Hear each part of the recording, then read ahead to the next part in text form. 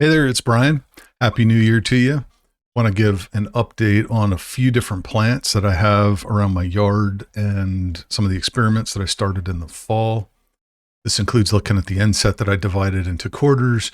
We're going to take a look at the coconut palm, see how that's doing. We're going to check in on the Royal Poinciana and just take a look generally around the yard and see what's happening. Let's go ahead and start with the bad, the coconut palm. So as a reminder, I bought this last year just for fun. It was 30 bucks at Home Depot.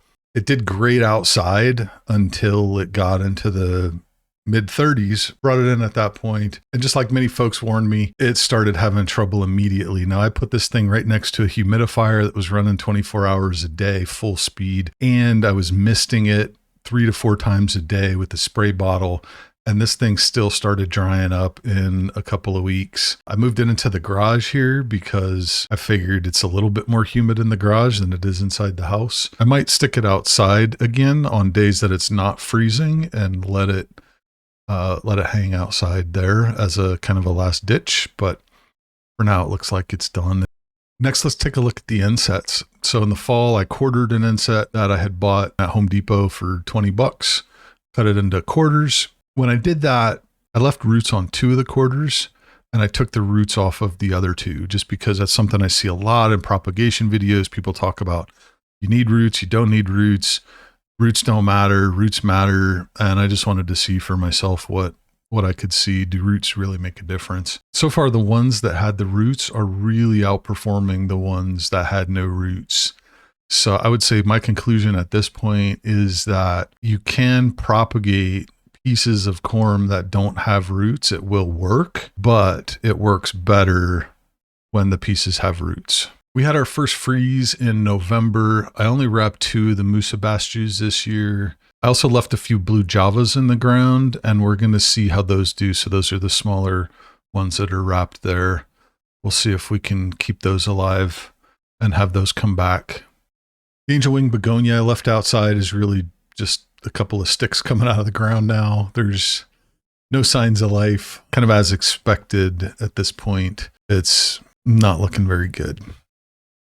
One of the other plants that I had brought inside, knowing that it wouldn't survive outside at all, was the Royal Poinciana. This is a very tropical plant. Mine started dropping leaves at 55 degrees Fahrenheit. So what is that, like 12 to 15 C, something like that? It started dropping leaves in the fall.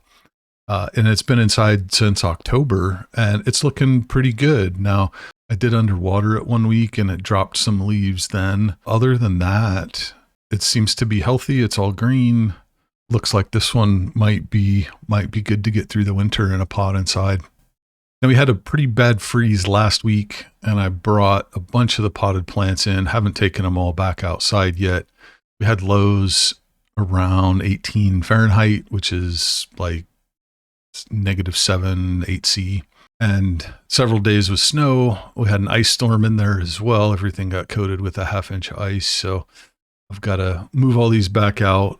I probably didn't have to move most of them inside, but it doesn't take that long. It's not that difficult, and there's no point in stressing the plants out more than needed in my mind. So that's why I brought them all in.